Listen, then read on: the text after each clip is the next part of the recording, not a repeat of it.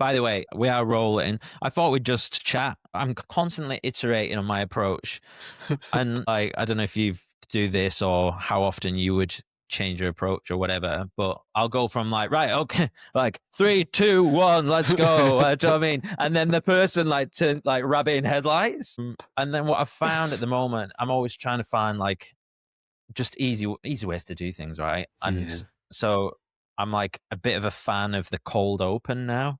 And I basically just go loads of chit chat, and then I just find when does the conversation get interesting, Yeah. and I just start it there. Whether that's optimal, because sometimes I can go to the extent of creating a trailer, and like that doesn't work as well as just like a cold open where you start with Yeah. something, and then what's your thoughts on that? Like, how do you do it for your show, and how do you approach it with others? So I used to do it like the hello and welcome to the Waffle Shop podcast. Today, blah, blah, blah. Yeah. And then I felt like it was too rabbit in headlights. So then I started switching it up to doing it.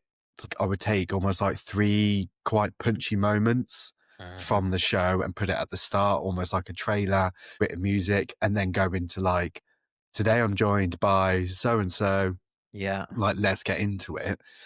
But now, to be fair, it's not so much, obviously, I don't particularly podcast for the Waffle anymore, but like from working on others, it's that almost like the soft opener, as you've just described, that I think is really endearing.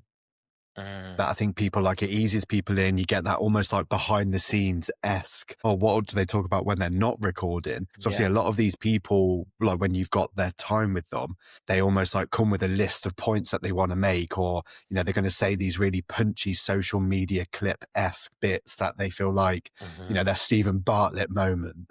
And sometimes you don't need it. Like, I like having that little human element. You know, it's almost like they're a bit more vulnerable before you're like, right, we're recording now. And they switch on and it's like, you know, as if they're on stage. Yeah.